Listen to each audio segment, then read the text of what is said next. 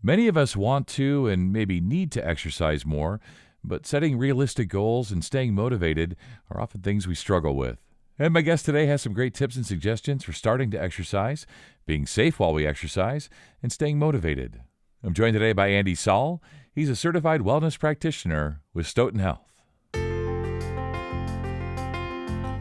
Welcome to Stoughton Health Talk. I'm Scott Webb, and Andy, it's so nice to have you here today. We're going to talk about exercise guidelines, staying motivated. That's the hard one for me, staying motivated. So I'm going to rely on your expertise. I'm sure listeners will as well. So let's talk about some of the simple ways people can start incorporating physical activity into their daily routines, even if they feel pressed for time. And I think that's a lot of us. We just feel pressed for time, and it seems like a lot of work to make time to do that stuff. But you're here to you're here to tell us how we can do that. So let's start there. Yeah, staying motivated is difficult, especially when we're talking about time, right? I would really encourage people to find creative ways to move more throughout their day. So if you're busy, start small. And a couple examples of that would just be to take 5-minute break during your lunch or throughout your day just to get some extra steps in or do some exercises in your office if you have an office and close the door. Another good example is parking further away. So instead of parking right next to the door to the building, intentionally park further away so you get extra steps in. I would encourage people, please be careful during the winter, especially because that's coming up soon. Make sure that the parking lots are salted and whatnot. We want to prevent those falls as well.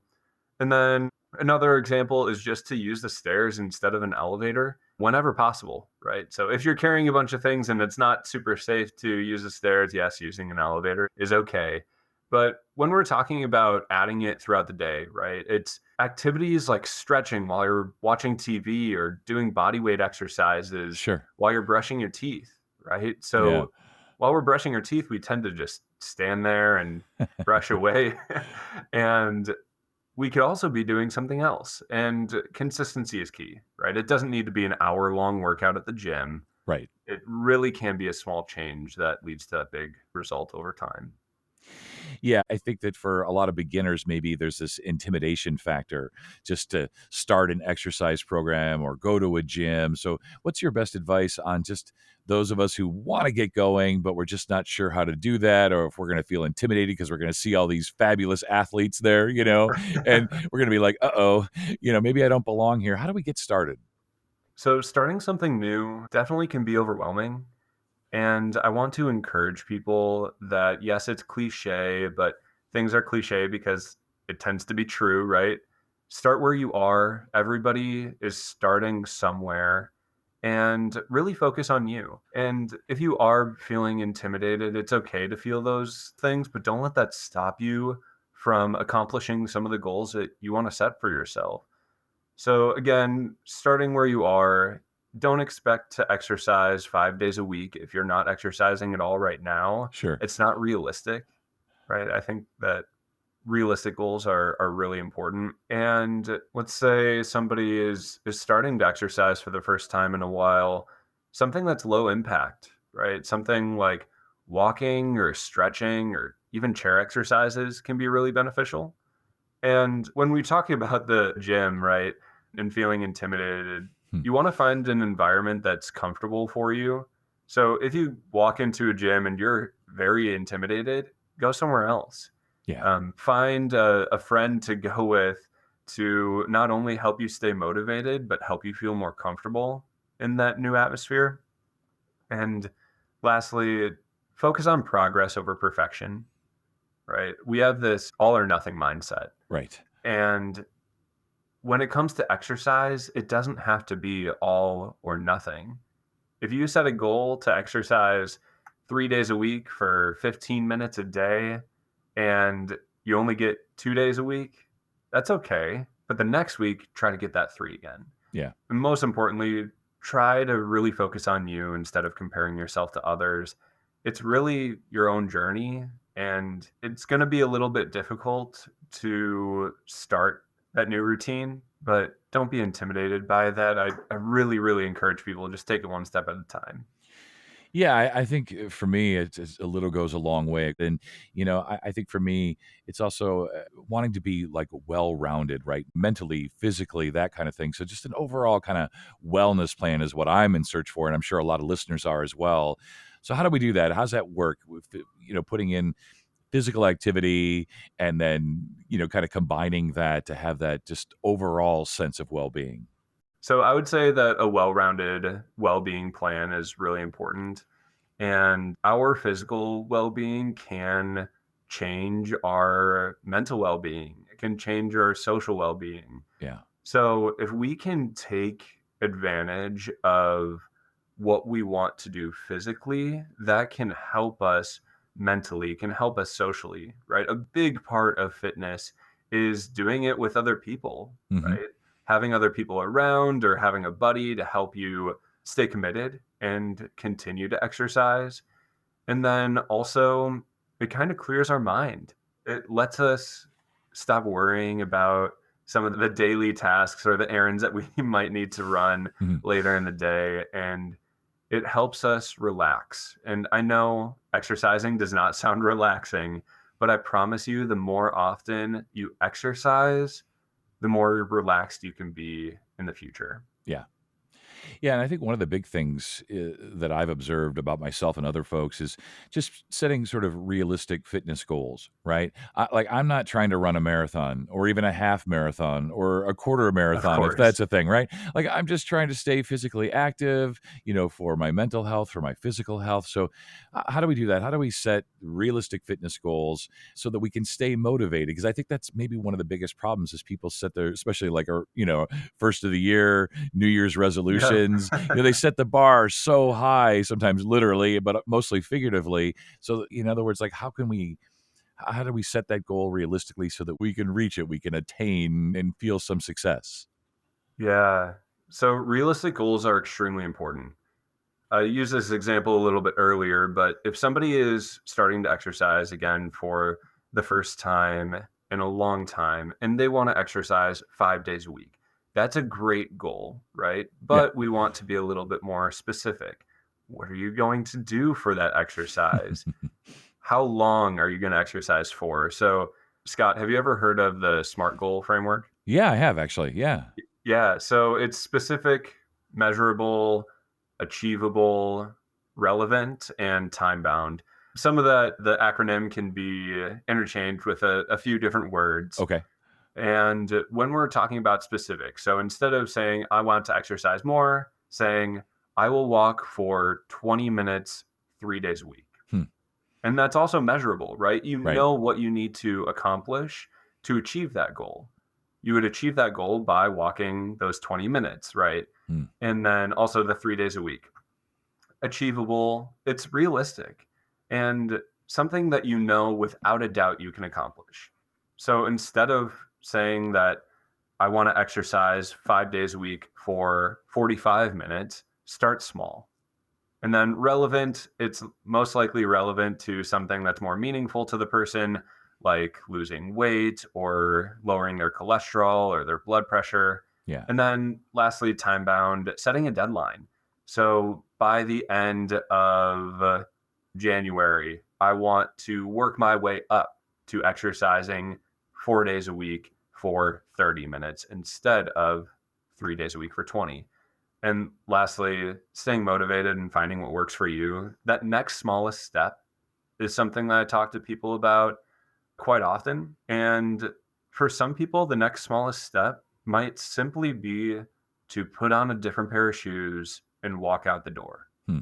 They don't need to go to the gym. They don't need to actually go for that walk or get in their car, but simply putting on a different pair of shoes and stepping out the door 3 days a week can lead to the start of something new, start of a new habit. And again, what is the next smallest step that you know without a doubt you can accomplish? Yeah. Yeah, it's such good advice. I think the barriers is a common theme for folks, right? So whether that's the lack of time, resources, confidence, whatever it might be. So let's talk about the common barriers to exercise and how we can overcome them. You mentioned time, and that's probably the one that I hear most often from people is that there's not enough time in the day Right. or they can't find the time to exercise, right? Like I mentioned before, breaking it into small chunks throughout the day is beneficial. Yes, a 5-minute walk still does count. And Hmm. if we look at, some of the other barriers, lack of resources, you don't have to sign up for a gym membership. You don't need any fancy equipment. A chair, some frozen water bottles or Hmm. gallons of water, or even just your body weight can be enough for exercise. Yeah. When we talk about resources, I always like to talk about some of the guidelines for that physical activity as well. And as we know historically, and if you don't know this, that's okay too. So adults need about 150 minutes of moderate intensity physical activity each week. So that would be about 30 minutes for 5 days a week. And what's a little bit newer to these guidelines is that adults also need 2 days of muscle strengthening activity each week. Again, this doesn't have to be with fancy equipment. Right. This can be at home body weight exercises. Like lunges are really, really tiring, even without any additional weight.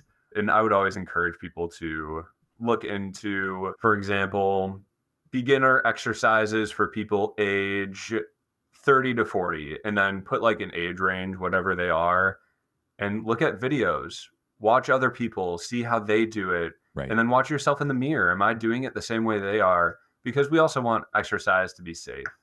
Yeah. Just want to finish up. I know Wisconsin has cold winter months, as we all know, right? So, what are some practical strategies you have for staying consistent, which is often the big challenge is how do we do this consistently, exercise when it is so darn cold out? Yeah, we do really have to think about safety first when it comes Yeah. to exercise in the colder months. And something most people might not know, Wisconsin is actually one of the worst states in the US for injuries due to falls. Mm.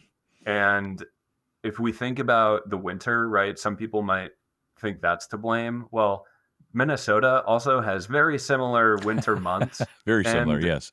yeah, and they're not nearly as bad as Wisconsin. So, Mm. not exactly sure why that is. And we're doing some of those things to prevent falls Yeah. and before that injury can occur. But back to your question, winter, yes, it can be challenging.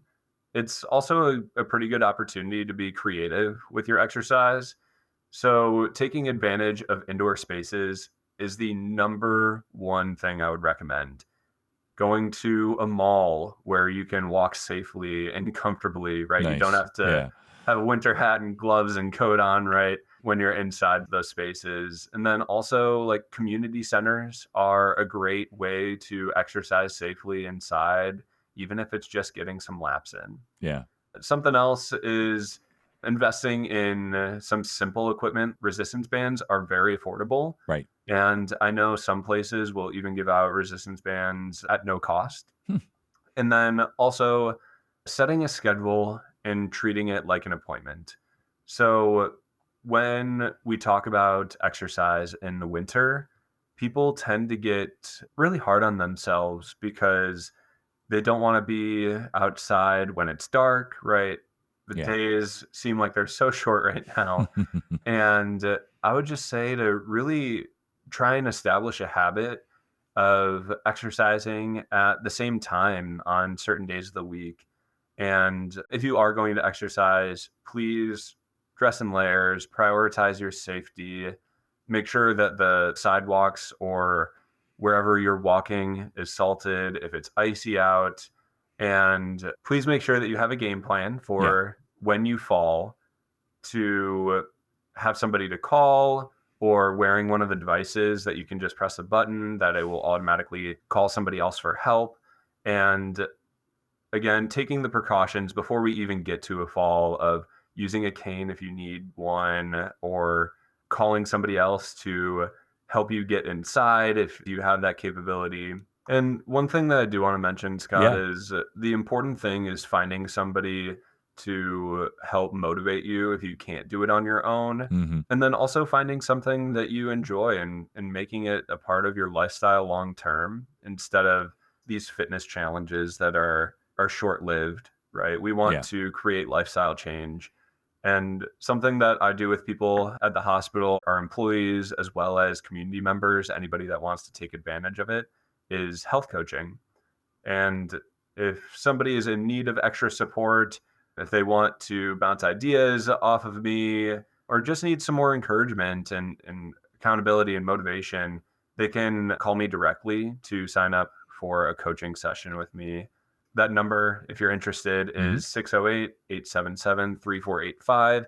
But again, take it slow, set realistic goals for yourself, and reach out to somebody if you truly do need support.